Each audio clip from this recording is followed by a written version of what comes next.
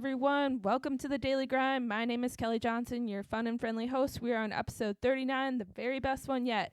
Shout out to my podcast network, Ambiguous Network, and fellow pods on there, including You Mad Bro, the Sam Bustle podcast, and GDP, Goal Driven Professionals. Excited to announce we have just launched our new website, ambiguouspodcastsolutions.com. If you want to be a podcast of your own, feel free to go to their contact page and get in touch with podcast professionals and start yours today. First things first, if this is your first episode with us, your 10th one that you're listening to, or right now on track with episode 39, we appreciate you being on the podcast of your choice today. Help us grow, share this episode with a friend, and give us a rating and quick review. Virtual high five to you in advance. So now on to the best part of our pod, talking to a new special guest to share their story.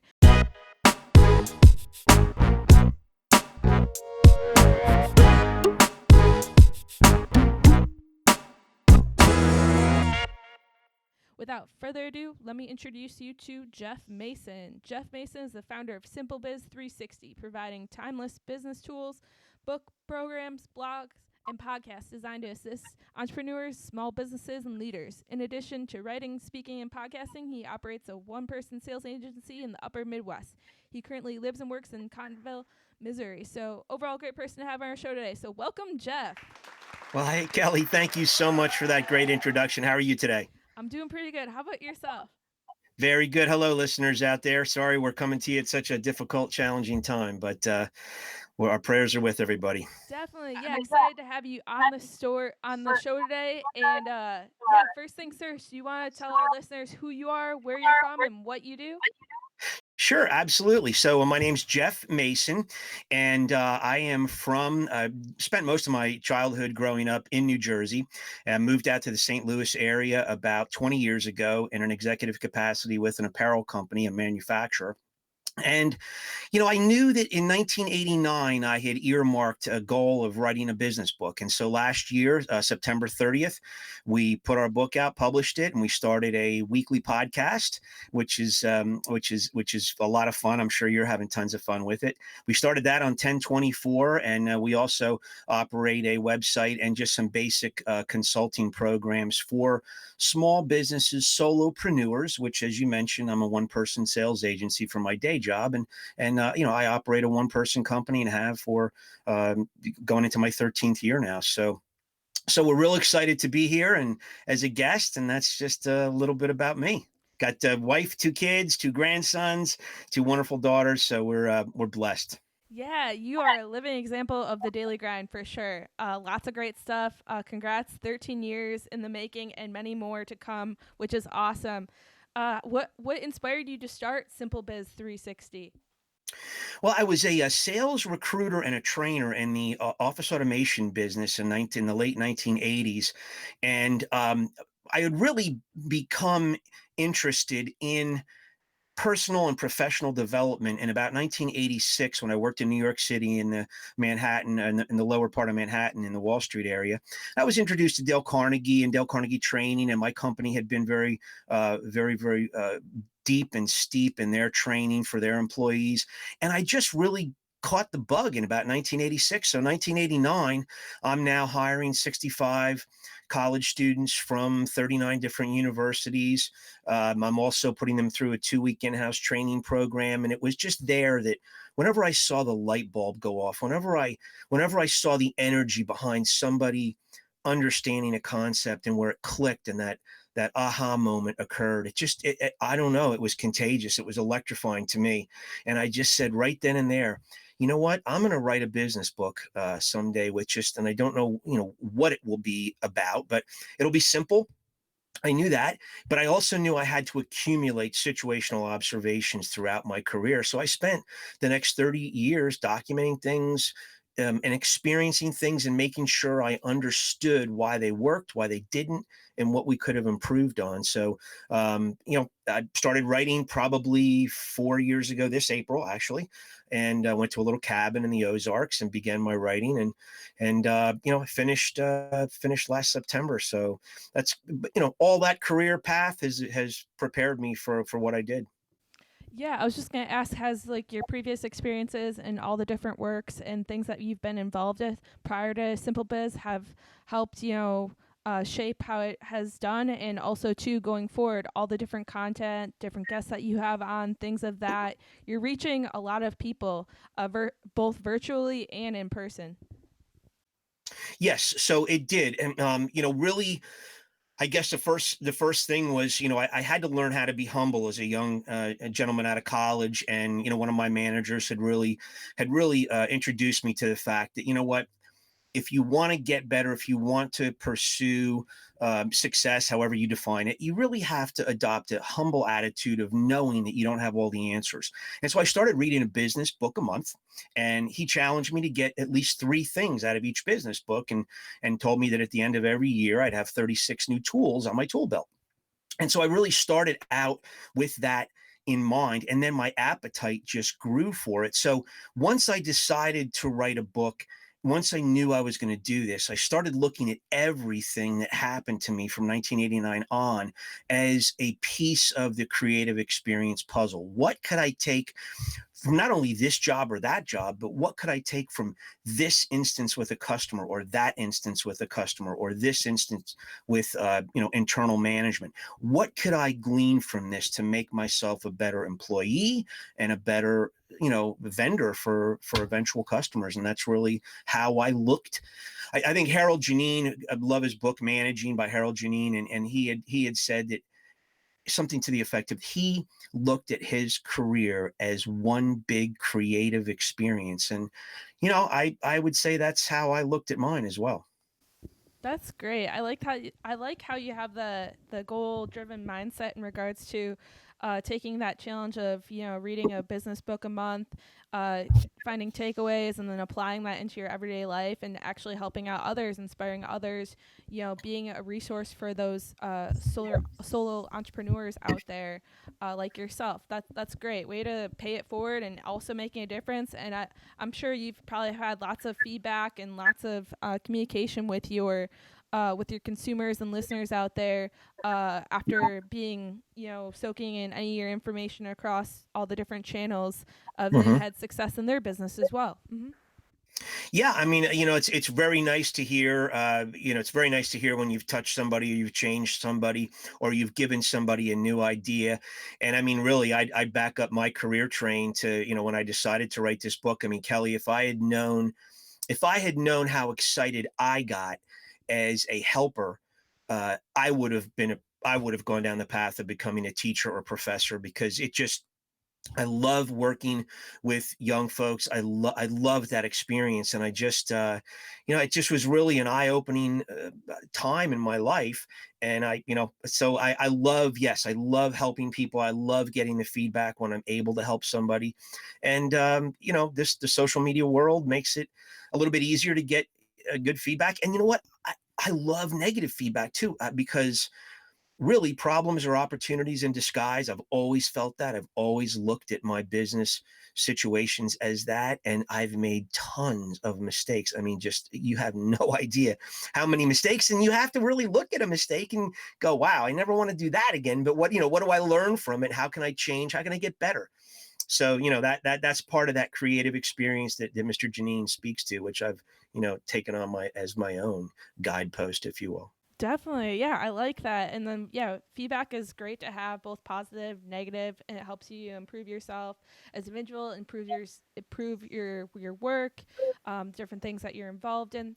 Has any other with the books, your both your school, your college, work experience, or particular experiences in general influence what you do today? Yes, I went to a wonderful school in the down in southern New Jersey, the Pine Barrens of New Jersey. It was called at the time Stockton State College. It was one of the state schools. It's now Stockton University, and in fact, yes, wonderful experience. I had taken 2 years off after high school. I was a horrible high school student. I worked I pumped gas for 1 year, which was actually a pretty fun job. But when you're only making $100 a week in 1977, it wasn't that great. And then I worked in a plastics factory, and I cleaned a restaurant after I left a night shift in the plastics factory. And I really learned there of the value of education. I really switched. I turned a switch on then to go to school, went to Stockton, got into Stockton, and it was the group of educators there and the experience that really helped shape me and really helped me. But there was one professor in particular, and I think we probably all have somebody like this who just ignites us. And I did my independent study my senior year. I was a sociology major, and I did it with Professor Martin Needleman. And Professor Needleman, at the end of the whole independent study, made one comment to me that I've kept, I've kept it to this day. It drives me.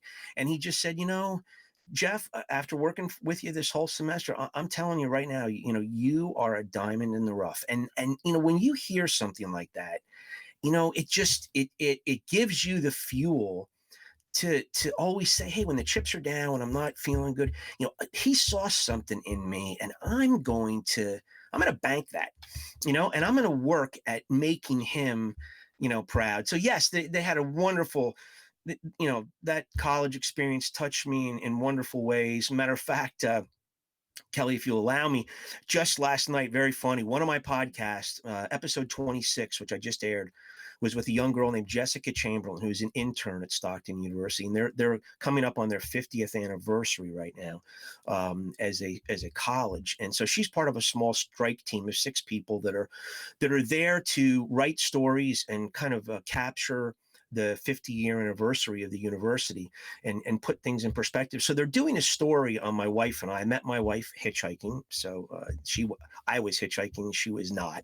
Her boyfriend picked me up, and so we have an interesting little story about that's going on with Stockton. But on episode 26, when I interviewed Jessica Chamberlain, it was about COVID-19, and it's about the effect on colleges. And she spoke in generality, for college seniors in general, but also for her university. She did a wonderful job, articulate job. And I titled it "The Unexpected Conditions Grooming Unprecedented Leaders," and I really think this is a pretty cool opportunity for leadership to develop through this such a hardship that our world is facing.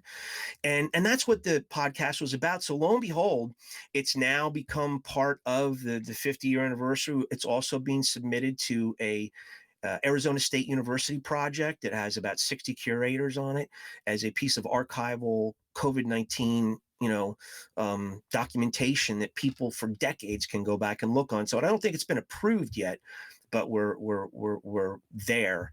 So I'm really excited about that. It was a great opportunity to hear the collegiate perspective on COVID-19, because there's 5 million students out there that are obviously not graduating in a normal way, just on the college level. So it was really fun. I didn't mean to get tangential there on you, but I really I'm jazzed up by the fact that the university saw it as a well put together episode. Yeah, that's wonderful news. First of all, congratulations, and second of all, this is really great news. You gotta bring out the positive things and stay positive during this COVID-19 situation and all. And it's really cool that throughout even our daily grind episode right now, we can document this. This goes down in history, Jeff. For during the COVID-19 period, and Yes. we'll look back on this years to come and what we all experienced. And I think that's great too, not just the Stockton University but now other universities. This is documentation, your work. I listened to episode 26 as well, and of your podcast, and I think that's great to have a perspective or listen to or just hear what college students are experiencing, or just college students in general, both higher education, even from high school and down under.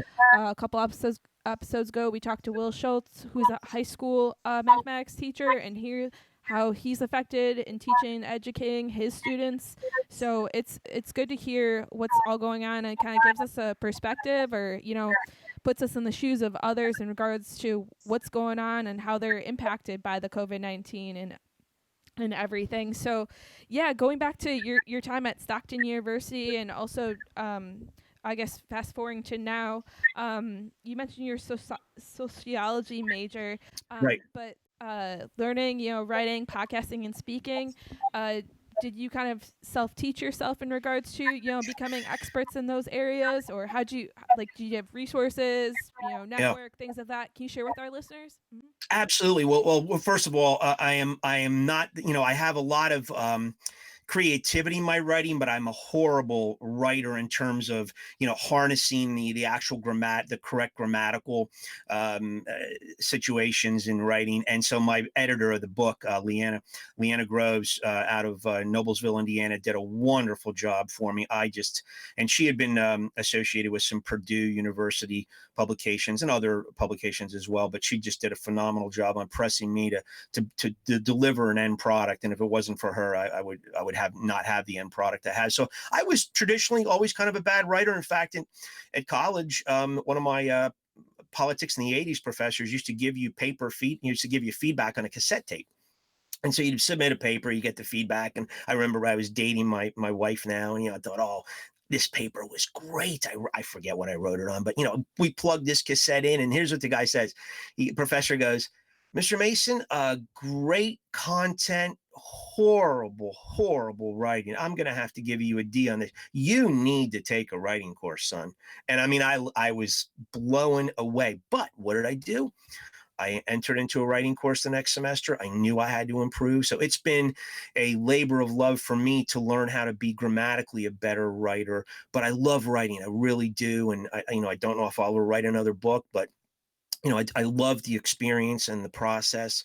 And then the speaking, Kelly, it's funny. I read in one of the books, going through that process of reading 12 books a year, taking three things out. One of these books I read, I don't even know where it was, said if you want to be good at public speaking, start putting yourself in public speaking situations. Manufacture the situations if you can. And the person writing the book said 93% of all CEOs do not have public speaking backgrounds. 7% do. So at the time I wrote this, I was a recruiter. I was going to all these colleges.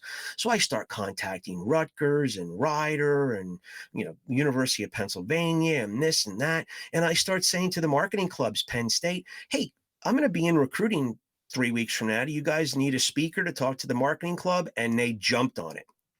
And I started to cut my teeth in these small little venues in the, 12, 15, 18 people. Then I got some professors saying, hey, I'd love you to speak at this class, or I'd love you to speak with this group. And next thing I know, I'm getting auditorium gigs, speaking to organizational and behavior classes. And, I put myself, just like the writer said, I put myself in these positions to get over that nervousness, to feel comfortable, to figure out what I need to do differently, and how I can improve. And so and then I spent some time in children's drama. Our kids went through a Christian. They were part of a Christian drama group in New Jersey. Wonderful group. And they needed parents to play roles of adults. So I think my first role, I played a guy like Jay Leno. And then I did this for 3 years, and I started writing songs. I started writing some of the script, and then I was involved in church drama for probably about 5 years. So I've really become comfortable in my own skin in front of people. And right now, if anybody listening, if you're part of a chamber of commerce and you're looking for that luncheon speaker, that's really, I have 3 different prefabbed 20 25-minute discussions that I can offer to any chamber of commerce. And really, that's what I'm doing now, to try to just talk about some of the tools in the book. That's great. That's a really great story, Jeff, in regards to, how did you first start in speaking and now where have you grown today? Super incredible. That's very inspirational to our listeners out there. Challenges and success stories as a author, podcaster, and speaker at this time. I know COVID-19 does impact that realm a lot. Can you share with us? Sure. Yeah. Speaking wise, I've had four gigs canceled, which, but hey, listen, it's minor in comparison to the major things we're dealing with. So, yeah, the book is, because I'm really nobody. The book is not jumping off the shelf, and people aren't saying, I have to have this book. I think a lot of people tend to look at some of the already established authors. I think a lot of folks, like some of the the sexier topics that some of the books that are a little bit maybe different in maybe storytelling wise and things like that, social media wise.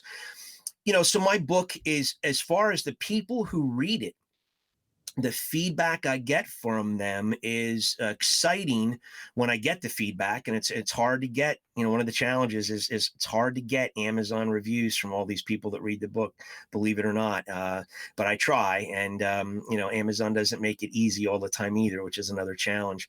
But really, my book is what it's about is, in a nutshell, it's where the rubber meets the road. It's where the root of the plant meets the dirt. It's about what we do and how we do it, not so much what we make or sell as a product. And I'll give you a perfect example. Another great book, if anyone ever wants to read, it's a book by Scott Bedbury. He was the chief information officer, chief brand officer, excuse me, for Starbucks. And he worked under Mr. Schultz over there. And they did a wonderful thing. I believe it was called The Big Dig, and they really wanted to try to figure out what it was how was the Starbucks brand connected to the customers? What was it about their brand? They really needed to break down the DNA of the brand. And the wonderful outcome of this, I think, was paraphrased or was, I guess, said very well by a barista to Mr. Schultz at one point. And the barista said, when it was all said and done, it was more atmospherics that Starbucks was involved in. It was more the experience. And this barista said to Mr. Schultz, I've come to learn that we are not serving coffee to people. We are serving people coffee. And so I look at that, Kelly, and that is the essence of my book. Take the trades, for instance, take deck builders, take kitchen remodelers, carpenters, anyone in the trade business. I'm not picking on trades, but I'm just using this as an example.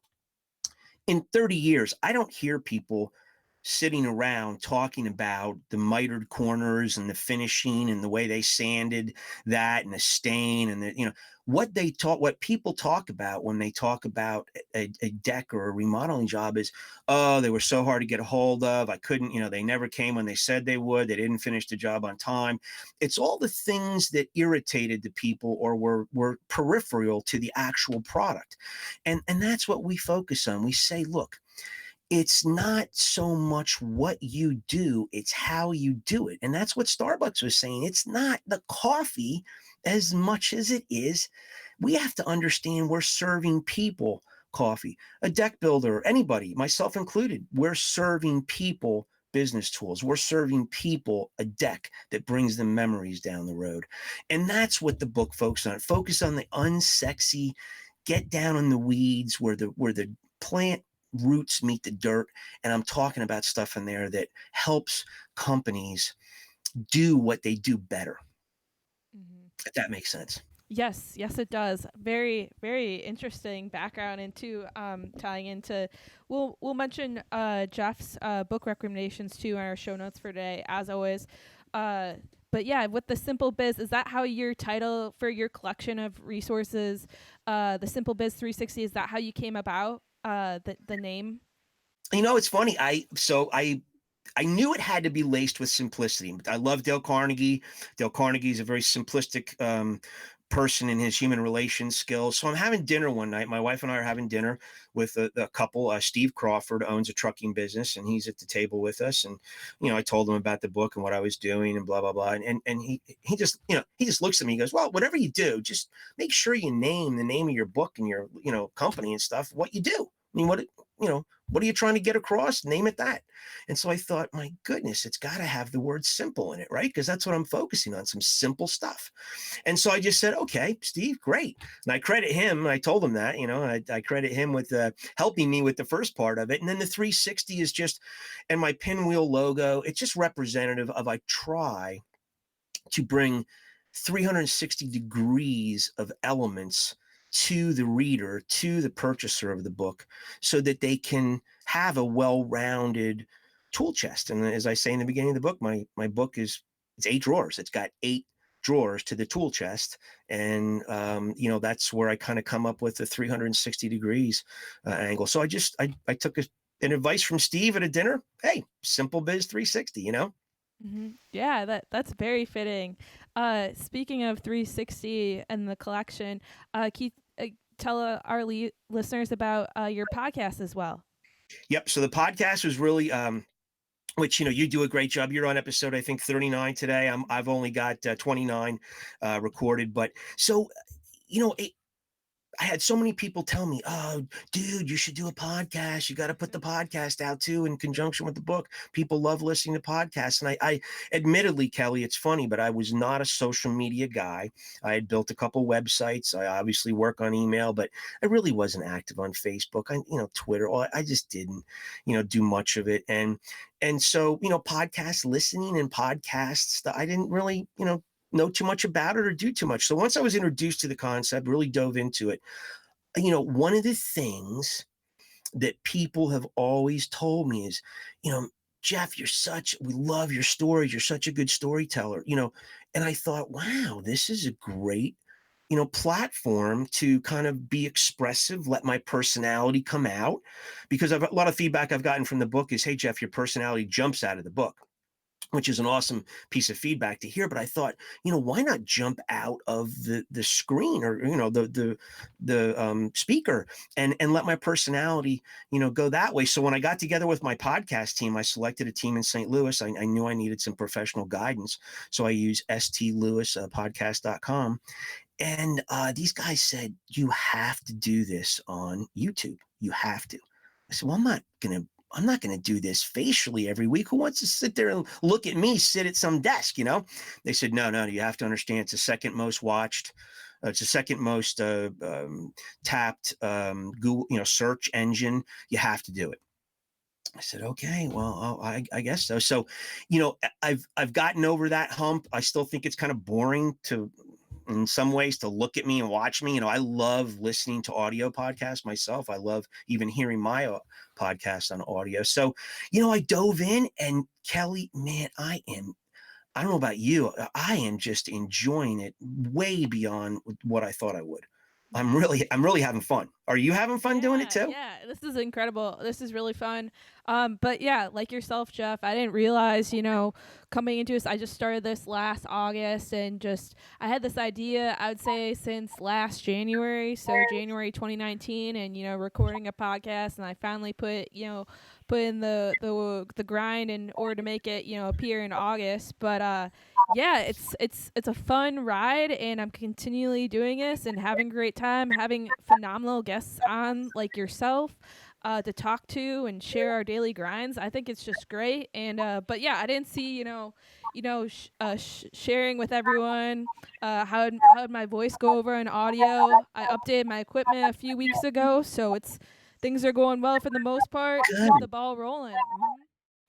Yeah, really great stuff. Oh, that's awesome. Yeah, it's fun. I mean, it really is. So, and it's a great way to get, I'm going to probably like you have some really colorful guests on and some really interesting guests. And I'm going to do more of that, but I'm also going to kind of slant towards the remote workplace too, which I think is just going to, balloon in huge, huge, huge numbers as permanent places to work now. So I'm going to kind of focus a little bit on that going forward. And but yeah, I'm glad you're having fun too. Yeah. And, it's just a great way to be expressive and to help people too, I Definitely. think. So we're providing, there's plenty of listeners out there that tune into both of our podcasts, but there's people out there that we don't see, that they Yep. may haven't sent an email or reached to you on social Yeah. media, but they're being inspired or being motivated by things that we say and do on these episodes. And I think that's great, to help someone out there. One of my other guests that I had on, Dan Wine, I would say one of my earlier guests, he had a quote in regards to, you one in 1,000 people that it expands out to 1,000,000. So yeah, just our reach is endless, I would say, for the most part. But yeah, going forward on your daily grind, your of the Simple Biz 360, what are your favorite things to do? Well, as far as I mean, I love to do the podcast for as we've talked about the daily grind. I love control on my website. I tinker with the website all the time. I don't know if that is the right thing to do, but I love revising things. So I kind of I sit there at 5:30 in the morning or whatever, 10:30 at night. I go, I want to make this change or make that change. So I'm having some fun doing that with the daily grind. But I have a day job too, and my real daily grind really comes down to my day job, and that's really what I have to continue to focus on. And so I'm fairly splintered right now. I'm very busy right now with everything going on. My sales agency does a lot of work in the outdoor and public safety industry as well. So there's a lot of things that are happening right now, as you can imagine, with the first responders. And I just want to shout out to the healthcare workers and first responders that truck drivers. What a wonderful job they're all doing, Mm-hmm. keeping us healthy, keeping us fed, keeping us, having supplies, allowing us to have supplies, just doing a remarkable job. I know it's tough. So, but my daily grind is my daytime job, and I try to make sure I get exercise in there, as we've talked a little bit about, which is important to me and real important to me. So, just the scheduling, I guess, would be my overall biggest grind factor. How do I fit everything in? Yeah. Do you have any I guess key tips or ways to stay organized or something that you could share with our listeners how you're able to manage your day job as well as Simple Biz 360? Well, I really do think that, especially with so many people being at home now, the flirtation with not working, or not having the desire to work all the time like you would in an office. Yeah, I just think you have to give yourself balance. You have to figure out how to inject balance with exercise, with family, and with work. And I think that exercise, what I've come to find out, I'm a runner, you're a runner. Running for me it gets my blood going, it gets things juiced up, and it keeps me work, functioning well on all cylinders. So I would say just try to mix all that in. But I would also add on top of that the old Nike saying, just do it. You have to just get up and do it. There's nobody's going to motivate you or push you. You really just have to get up out of the chair, put your stuff on, workout stuff on, and do it. I mean, I don't know if that is helpful to people, but it's as easy as that and as hard as that. Yeah, I like it. I was just gonna ask too. Favorite things to do outside of work. Yeah, both like you mentioned, Jeff and I are both runners. I listened to your podcast episode in regards to marathon running and how it ties into business. Yeah, speaking of running, Yes. yeah, the COVID-19 definitely has affected my race schedule. It's probably affected yours as well, or just where you run about and stuff. Very limited. Me myself, based out of Chicago, we just closed down our lakeshore trails by the water, so I have to redirect my route on a weekly basis on where I'm gonna go more inside the city versus more seeing the sights and whatnot. I don't know if if it's the same thing in your area as well, Jeff. Well, in our area, it's I live more in the suburbs, so we haven't had those kind of closures yet in the development. So I stay to the developments.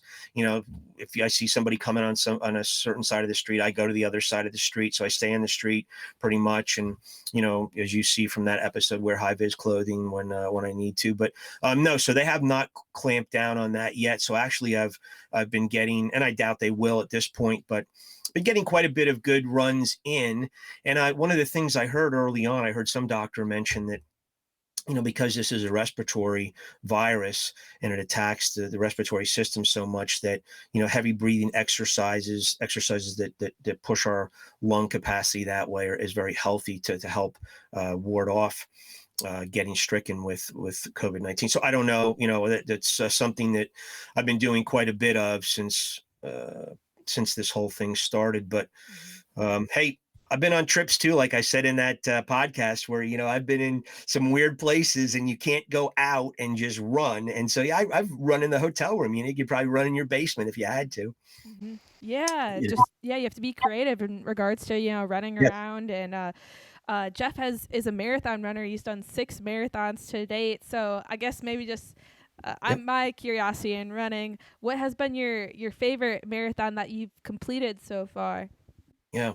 Well, my favorite, my first one was a New York City marathon in 1995, and that was just so fun.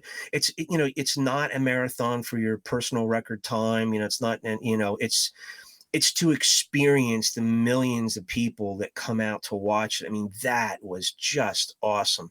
And I was so enthralled by that exposure to that I got from my first marathon, that I entered a little one about a month later with 440 people in it, and we got a little Alberta Clipper to come through in early December, and oh my gosh, it was disastrous.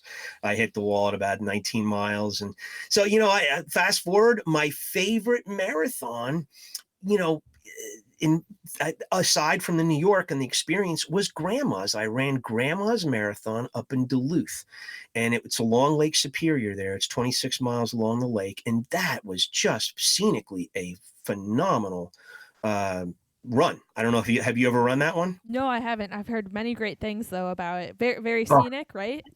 Yes, and you're right along the water there, very steep drop-offs, and just, oh my gosh, it just, was breathtaking. And it's a great time of year that they run it. I think the field is fairly, they close it, I don't 7,500, 8,500 people, somewhere around there. Hmm. But, it's just a beautiful run. And my PR is in Philly.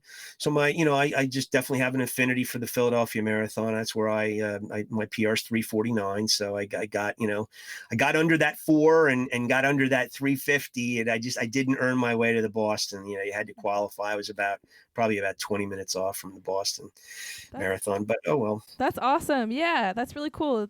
Different marathon races in different states. Yeah, I love to travel and run and fit in when I can, but yeah, sometimes you're limited to your hotel room or Yeah. the fitness room's treadmill or whatnot. So yeah, do you have any upcoming races, or not? It doesn't have to be marathon, or just any distance in general, or I don't at this point. I haven't signed up for anything. No, I have not at this point now. And are you still active in marathoning? yeah, so I was originally supposed to be racing the Boston Marathon. Actually, it would have been this past weekend or this past Monday, but they pushed it now to September. So I'm restarting my training program for that 1 month from now. So start training in May and then in prep for the September race. But just doing casual runs. Like you Sure, mentioned, having that work life balance. So staying active. Getting in sure. exercise. That definitely helps out. Absolutely. Well, I wish you all the best in that run. It's the only one that probably ever be run in September. Yeah, exactly. Yeah, another thing to add to document Yeah, during this time for sure. So it'll be exciting to tune this podcast years after. But yeah, having that work life balance, sharing your story.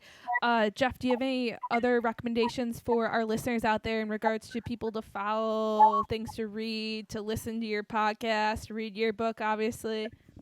sure. Well, yeah, well, I appreciate that. And yeah, I mean, uh, yeah, I listened to Shailene Johnson. Build Your Tribe. I listened to that one. It's probably my favorite podcast, and I'm actually part of her Marketing Impact Academy as well. My wife and I are going through that now. And so, as far as books, I mean, look, I will take everybody that I can back to Dale Carnegie's How to Win Friends and Influence People. There's just so much staying power in his simplicity and his messaging. That's what hooked me at first. I've read it so many times, and it's just timeless advice. And that's another thing I really wanted to emulate, that timelessness in my efforts as well. And so Simple Biz 360 Timeless Business Tools, you can find it on Amazon. It's also on ebook at 4 different platforms: Barnes and Noble, Apple, Google, and also Kindle. But it's on Amazon in paperback. My podcast is Simple Biz 360 podcast, and we're on now, I think, 21 audio platforms, and then YouTube. So you can find me on YouTube. You can find me on, just about everything. We got on, I think it was Pandora, was our last one a couple weeks ago. So we're on iHeart, Pandora, Stitcher, Spotify, Alexa, TuneIn, Alexa, all that. So we got the listing up on the YouTube site if you want. So yeah, we're real excited about that, but we'd love you to subscribe to that and tune in with us. We do it every week, 9 o'clock in the morning on a Thursday. We release our episode, and it's, aside from an interview, it's generally 8, 10, 12, 14 minutes is kind of our home run zone on just covering a topic. But some of the interviews are a little bit longer than that for sure. And then on the social media, my website is simplebiz360.com. So that's simplebiz360.com. And all my social media connections are there on the website, or you can go on a lot of the social media, and we're just all lowercase at simplebiz360. I mean, we kind of tried to make it simple, I guess. Yeah, yeah, so fitting. Simple Biz 360. Yeah. Simple to remember, easy to remember for Yeah. listeners, followers, and whatnot. That's great. We talked about your daily schedule, Jeff. What's in your daily grind in the upcoming weeks later this year? Well, getting back to trade show season that has been discontinued or postponed. So a lot of trade shows that I had to attend have now been rescheduled and so forth. And so we've got that's going to come into the juggling act. I think that one of the things, the daily grind, I really have to figure out how I can best serve people that have been displaced. I think the goal of Simple Biz 360 for the rest of this year is people that have been have lost their jobs. They've now got to go out in the job market and find new work, and the challenges of trying to figure out how to be a productive person working out of the house. Those, I really want to make sure the content and what I do services that portion of people. So that's going to be my Simple Biz daily grind, and my day job is going to be just the reshuffling and the rescheduling and all that time lost, working with retailers and e-commerce people that we've got to pick up and try to make a year, try to make the numbers for a year come back. Yeah, to the way that we serve people in business, and just kind of how business is being done at this time, completely different. It's like lots of moving Yes. parts. Industries are very fluid at this time. Yes. Yeah, lots of things going on. For this episode exclusively, we want to bring in part of Jeff's bread and butter segment on the Simple Biz podcast. He always leaves with the Lost and Shuffle track. So exclusively for today, Jeff, actually, do you want to explain to listeners what this is, and then providing us with a track for Yeah. today? So I know you like music and love music, and you've had some great guests on, and musical guests. And so, I love rock and roll. I grew up loving the British invasion that happened in 1964 with the Beatles and the Dave Clark Five, and I was a young boy at that time, and it's just very impressionistic, and then all the energy of that rock and roll that came from it. And so I finally got to go to the Rock and Roll Hall of Fame a couple of years ago with a friend of mine, Mike McGovern, and we were there in October of 2018. And I don't know, Kelly, there was a sad reality in a way that being in there and talking to some of the workers, I don't know, how much longer the Rock and Roll Hall of Fame is going to be, get the attendance that it has over the decades, and how it's going to be important. But rock and roll, that's now 55 years old, is it's becoming a memory. We're getting further and further away from it. So I just wanted to do something on the podcast where I advance, make sure I advance rock and roll, make sure people still stay connected to it and understand it. And I didn't want to pick classic rock songs. I didn't want to spend time on that. I wanted to look at songs that were cool songs that never got major airplay, that were tucked down an album someplace, or you heard it somewhere and you go, wow, that's a great song. And, so I try to pick lost in the shuffle tracks that are appropriate that way. So today's pick, I thought about it, and there's just no way I get around this. I grew up and went to high school in Berkeley Heights, New Jersey, which is in Union County. And we just recently found out just through some Facebook posts, that there was a band called the Middle Class that was formed in Berkeley Heights, out of Sterling, New Jersey. It was some Watchung Hills high school kids, some Governor Livingston high school kids in Berkeley Heights, and a gentleman from North Plainfield High School that got together and formed this band.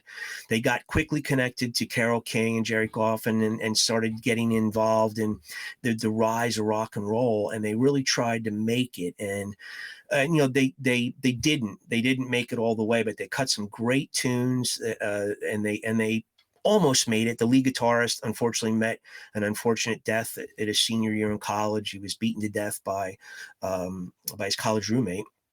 And it's kind of a sad story, but a young lady by the name of Kathy West wrote a book about it. And Kathy was the girlfriend of this guitarist, Rick Phillip, who was killed. And Kathy wrote a book, A Song for You. I read the book and gotten in touch with her. She's going to be a podcast guest down the road. And the Middle Class did a tune called Free as the Wind, and it's on my episode 27 is the Lost in the Shuffle track. I encourage people to go there. If they want, they can pull it down from there. They can go to our YouTube channel and get it, or just Google it. You'll hear it. But the Middle Class is MYDDLE, and then Class. So that's my pick. They're from their hometowners. I mean, how could I not pick some hometowners? Yeah, I like the local music, the hometown. Rock and Roll Hall of Fame is definitely on my bucket list to see. So I'm hoping when this thing gets over, next time I travel, I can make it out to there in the near future. So this is great. I like it. Inspiring rock. I always like to throw rock in the mix too, on my running playlist or workout playlist in general. Get the energy going Sure. and whatnot. So love it. We'll put it Excellent. we'll put it in today's show notes as well. Jeff, do you have a word of the day to motivate our listeners out there? Yes, I really do, and I've just loved this for decades now. But it's a Dale Carnegie quote, and it's, "When you're wrong, admit it quickly and emphatically."